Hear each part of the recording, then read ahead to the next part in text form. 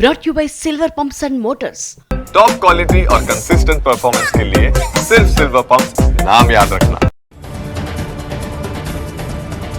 వీరనారి చాకలి ఐలమ్మ మహిళా వర్సిటీ లోగోను ఆవిష్కరించారు తెలంగాణ సీఎం రేవంత్ రెడ్డి.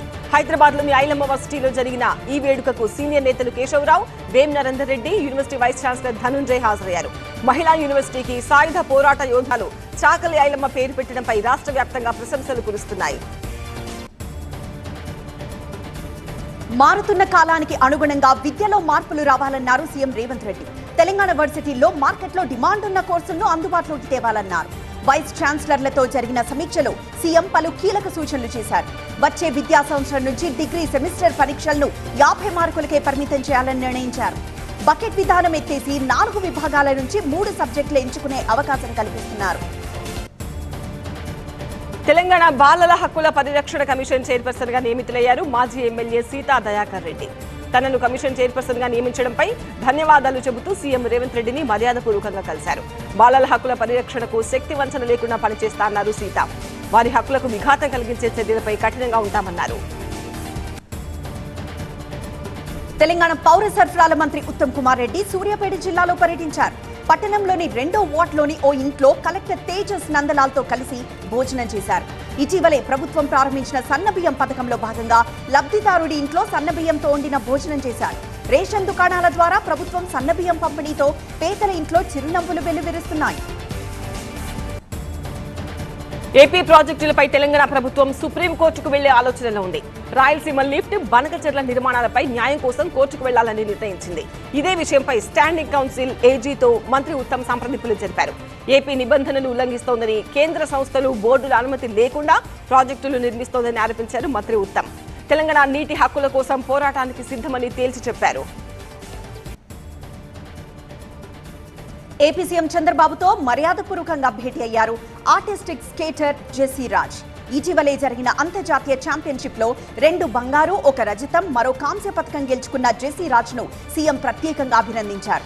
అద్భుత ప్రదర్శనతో రాష్ట్రానికి కీర్తి తెస్తున్నారంటూ కొనియాడారు. మున్ముందు ఇదే స్ఫూర్తిని కొనసాగించాలని ఆకాంక్షించారు. మద్యం కుంభకోణం కేసులో చిక్కిన వైసీపీ ఎంపీ మిథున్ రెడ్డి ముందస్తు బెయిల్ కోసం సుప్రీంకోర్టును ఆశ్రయించారు. ఇదే విషయంలో బెయిల్ కోసం దాఖలు చేసిన పిటిషన్ను ఏపీ హైకోర్టు కొట్టేయడంతో ఆయన సుప్రీం తలుపు తట్టారు. ఈ కేసులో ఆయనను అరెస్ట్ చేస్తారని అనుమానం వ్యక్తం చేశారు. తనకు రక్షణ కల్పించాలంటూ సుప్రీంకోర్టును కోరారు. భద్రాచలంలో శ్రీరామనవమి వేడుకలు వైభవంగా సాగుతున్నాయి. బ్రహ్మోత్సవాల్లో భాగంగా స్వామివారికి 2 రకాల చెట్ల చెక్కలతో అగ్నిని పుట్టించి యాగశాలలో అగ్ని ప్రతిష్టాపన చేశారు. గరుడ పటం పూజల తర్వాత ధ్వజారోహణ క్రతువు వైభవంగా సాగింది. చిన్నజీయర్ స్వామి పర్యవేక్షణలో సాగింది క్రతువు. రేపు సీతారాముల కళ్యాణం, ఎల్లుండి రాములోరి పట్టాభిషేకం కోసం ఆలయాన్ని అందంగా అలంకరించారు. విద్యుత్ దగదగల్లో ఆలయం మెరిసిపోతోంది. శ్రీలంక పర్యటనలో భాగంగా ప్రధాని మోదీ కొలంబో చేరుకున్నారు. విమానాశ్రయంలో ఆయనకు 6 శ్రీలంక మంత్రులు ఘన స్వాగతం పలికారు. స్వాగతం పలికిన మంత్రులు ప్రముఖులకు కృతజ్ఞతలు అంటూ ప్రధాని ట్వీట్ చేశారు. ప్రధాని మోదీని చూసేందుకు శ్రీలంకలో ఉంటున్న భారతీయులు భారీగా హోటల్ తాజ్ సముద్రకు వచ్చారు. వారికి అభివాదం చేస్తూ ముందుకు సాగారు మోదీ. అనంతరం హోటల్లో ప్రదర్శించిన రామాయణ అరణ్యకాండ తోలుబొమ్మలాటను తిలకించారు. ప్రధాని నరేంద్ర మోదీ రేపు పాంబన్ వంతెన ప్రారంభానికి రెడీ అయ్యారు. తమిళనాడు రామనాథపురం జిల్లాలో 535 కోట్లతో అత్యాధునిక సాంకేతికతతో నిర్మించిన వంతెనను ప్రారంభించి జాతికి అంకితం చేస్తారు. శ్రీరామనవమి పండుగ వేళ మధ్యాహ్నం 1 గంటకు రిమోట్ పద్ధతిలో వంతెనను ప్రారంభిస్తారు. అనంతరం రామేశ్వరం నుంచి తాంబరానికి ప్రత్యేక రైల్ పాంబన్ వంతెనపై పరుగులు తీయనుంది. తిరుమల తిరుపతి దేవస్థానం సిఫార్సు లేఖలపై తెలంగాణ ప్రభుత్వం కొత్త మార్గదర్శకాలు రూపొందించింది. ప్రజాప్రతినిధులు ఇచ్చే సిఫార్సు లేఖలన్నీ పోర్టల్లో ఎంటర్ చేయడాన్ని తప్పనిసరి చేసింది. ప్రత్యేక పోర్టల్ ద్వారా స్కాన్ చేసి పంపిన లెటర్లు తెచ్చిన వారికి వీఐపీ దర్శనాలు, 300 రూపాయల టికెట్ దర్శనాలు కల్పించాలని నిర్ణయించింది. పోర్టల్లో స్కాన్ చేసిన సిఫార్సు లేఖలనే ఇక నుంచి టీటీడీ లెక్కలోకి తీసుకోనుంది. నిరుద్యోగులకు ప్రభుత్వం అండగా ఉందన్నారు తెలంగాణ డిప్యూటీ సీఎం భట్టి విక్రమార్క. యువతకు ఉపాధి కల్పిస్తామన్నారు. స్వయం ఉపాధి పథకాలకు నిధులు కేటాయించిన చరిత్ర కాంగ్రెస్ కే సొంతమన్నారు. ప్రభుత్వం ఏర్పాటు నుంచి ఇప్పటి వరకు 59,000 మందికి ఉద్యోగాలు కల్పించిన ఘనత ఇందిరమ్మ ప్రభుత్వాందే అన్నారు. హైదరాబాద్ సైబర్ గార్డెన్ లో తెలంగాణ విద్యుత్ సంస్థలో ఉద్యోగం పొందిన వారికి నియామక పత్రాలు అందించి మాట్లాడారు. వక్ఫ్ బిల్లు విషయంలో జగన్ డబుల్ స్టాండర్డ్ రాజకీయం బయటపడిందన్నారు మంత్రి నిమ్మల. జగన్ సూచనలతోనే రాజ్యసభలో వక్ఫ్ బిల్లుకు మద్దతుగా వైసీపీ ఎంపీలు ఓటేశారన్నారు. ప్రజలను తప్పుదోవ పట్టించేందుకు ఓటింగ్ తర్వాత విప్ జారీతో వైసీపీ డ్రామా ఆడిందన్నారు.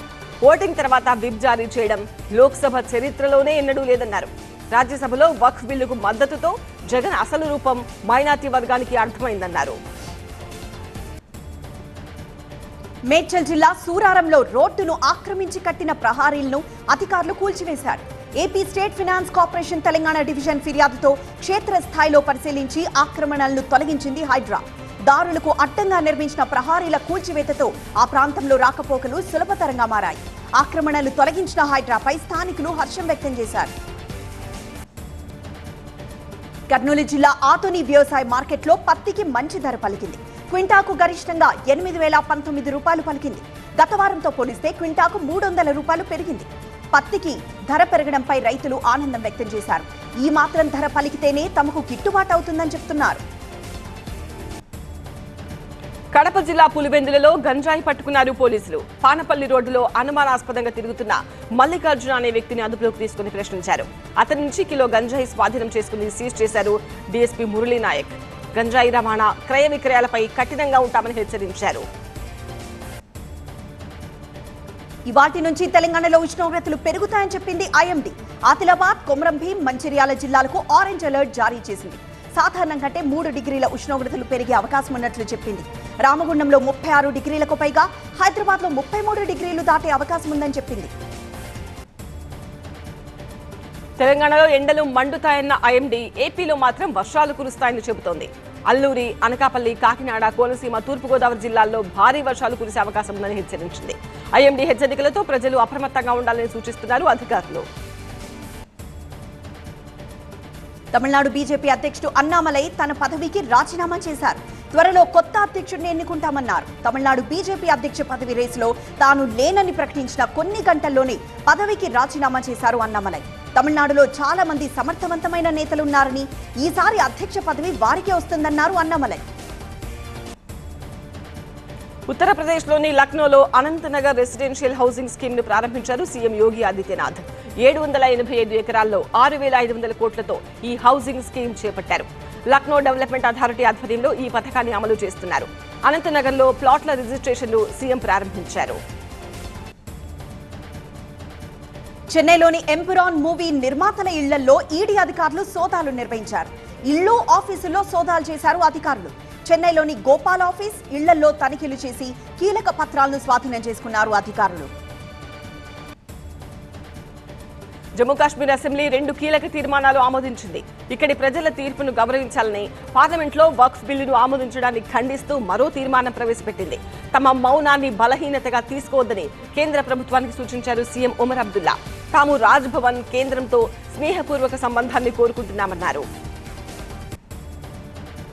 ఉత్తరప్రదేశ్లోని కాన్పూర్లో పోలీసులు భారీ బందోబస్తు ఏర్పాటు చేశారు. వక్ఫ్ బోర్డు సవరణ బిల్లుకు పార్లమెంట్లో ఆమోదం లభించడంతో ఎలాంటి అవాంఛనీయ ఘటనలు జరగకుండా ఉండేందుకు నిఘా పెట్టారు.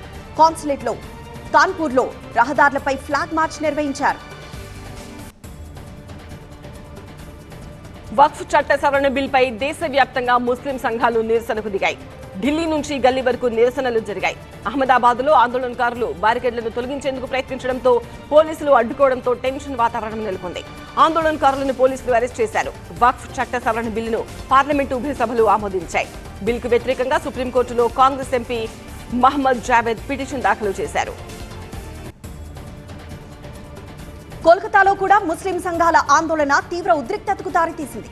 వక్ఫ్ బిల్లు ప్రతులను ఆందోళనకారులు తగలబెట్టారు. ఈ బిల్లు రాజ్యాంగ విరుద్ధమని, వక్ఫ్ ఆస్తులను లాక్కునేందుకే ఈ బిల్లు తెచ్చారని ఆందోళనకారులు ఆరోపించారు. వక్ఫ్ సవరణ బిల్లును సుప్రీంకోర్టులో సవాల్ చేశారు ఓవైసీ. వక్ఫ్ సవరణ బిల్లు చట్ట విరుద్ధమన్నారు ఓవైసీ. వక్ఫ్ ఆస్తులు లాక్కునే కుట్ర జరుగుతోందన్నారు. ఇప్పటికే వక్ఫ్ బిల్లుపై సుప్రీంకోర్టులో పిటిషన్ వేశారు Congress MP Javed. Parliament budget సమావేశాలు ముగిశాయి. ఉభయ సభలు నిరవధికంగా వాయిదా పడ్డాయి. అయితే లోక్సభలో సమావేశాల చివరి రోజు సోనియా గాంధీ వ్యాఖ్యలపై అధికార పక్షం నిరసన తెలిపింది. పోటీగా కాంగ్రెస్ సభ్యులు కూడా నినాదాలు చేయడంతో సభను స్పీకర్ ఓం బిర్లా నిరవధికంగా వాయిదా వేశారు. చెన్నైలో టీవీకే పార్టీ రాష్ట్ర వ్యాప్త నిరసనలకు పిలుపునిచ్చింది. ఆ పార్టీ అధినేత విజయ్ పిలుపుతో కేంద్ర ప్రభుత్వం తీసుకొచ్చిన వక్ఫ్ బోర్డు సవరణ బిల్లుకు వ్యతిరేకంగా గళమెత్తారు టీవీకే కార్యకర్తలు. వక్ఫ్ బోర్డు సవరణ చట్టాన్ని రద్దు చేయాలని టీవీకే పార్టీ డిమాండ్ చేస్తోంది. తమిళనాడుకు నీట్ పరీక్ష నుంచి మినహాయించాలన్న బిల్లును రాష్ట్రపతి ద్రౌపది ముర్ము తిరస్కరించారు. దీంతో తమిళనాడు సీఎం స్టాలిన్ కు గట్టి ఎదురుదెబ్బ తగిలింది. 2 ఏళ్ల నుంచి పెండింగ్ లో ఉన్న బిల్లును కావాలని కేంద్రం తిరస్కరించిందని అసెంబ్లీలో ప్రకటించారు స్టాలిన్. గత ఏడాది జూన్లో తమిళనాడు అసెంబ్లీ నీట్ నుంచి రాష్ట్రాన్ని మినహాయించాలని బిల్లును ఆమోదించింది. 2021-22లో కూడా 2 సార్లు ఈ బిల్లును తమిళనాడు అసెంబ్లీ ఆమోదించింది. డీలిమిటేషన్, త్రిభాషా విధానంతో పాటు నీట్ వ్యవహారంలో కేంద్రం తమిళనాడుపై వివక్ష చూపిస్తోందన్నారు స్టాలిన్. నీట్ పరీక్షలపై పలుమార్లు క్లారిటీ ఇచ్చినప్పటికీ తమ విజ్ఞప్తులను పట్టించుకోవడం లేదన్నారు. నీట్ పరీక్షపై ఎలా ముందుకు వెళ్లాలన్న విషయంపై చర్చించేందుకు అఖిలపక్ష సమావేశాన్ని ఏర్పాటు చేయాలని స్టాలిన్ నిర్ణయించారు. నీట్ పరీక్ష కారణంగా తమిళనాడులో చాలా మంది విద్యార్థులు ఆత్మహత్యలు చేసుకుంటున్నారని, అయినప్పటికీ కేంద్రం పట్టించుకోవడం లేదన్నారు స్టాలిన్.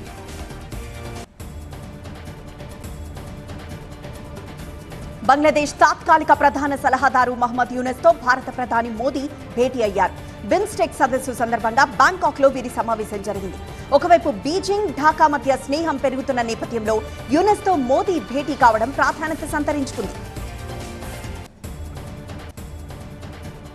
ఐపీఎల్లో ఆఖరి వరకు నువ్వా నేనా అన్నట్టు సాగిన మ్యాచ్ లో లక్నో సూపర్ జైంట్స్ 12 పరుగుల తేడాతో ముంబై ఇండియన్స్ పై ఘన విజయం సాధించింది. తొలిగా లక్నో నిర్ణీత 20 ఓవర్లలో 8 వికెట్లు కోల్పోయి 203 స్కోర్ చేసింది. ఓపెనర్లు మిచెల్ మార్ష్, మార్కరమ్ అర్ధ సెంచరీలతో అదరగొట్టారు. కెప్టెన్ హార్దిక్ పాండ్యా 5 వికెట్లతో విజృంభించాడు. ఐపీఎల్లో 5 వికెట్లు తీసిన తొలి కెప్టెన్ గా హార్దిక్ కొత్త రికార్డు నెలకొల్పాడు. లక్ష్య ఛేదనకు దిగిన ముంబై 20 ఓవర్లలో 5 వికెట్లు కోల్పోయి 191 పరుగులకు పరిమితమైంది. సూర్యకుమార్ యాదవ్, సమంధీర్ రాణించారు. దిగ్వేష్ కు మ్యాన్ ఆఫ్ ది మ్యాచ్ దక్కింది. లక్నోతో జరిగిన మ్యాచ్ లో ముంబై ఇండియన్స్ అభిమానులు నిరాశకు గురయ్యారు. టీంలోని స్టార్ బ్యాటర్ రోహిత్ శర్మ ఈ మ్యాచ్ కు దూరమయ్యాడు. అయితే మోకాలికి గాయం కావడం వల్లే రోహిత్ శర్మ ఈ మ్యాచ్ లో ఆడలేదని తెలుస్తోంది.